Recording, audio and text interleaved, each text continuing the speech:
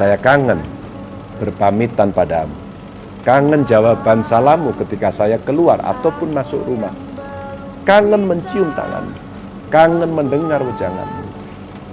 Bu, kalau bisa, saya pengen sungkem sekali lagi saja.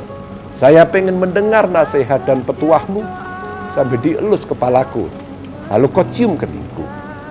Ibu adalah rumah dengan pintu yang tak pernah tertutup. Dialah tempat kita menaruh lelah dan menata harap, sumber kekuatan yang tak ada habisnya. Selamat Hari Ibu, cintai dan muliakan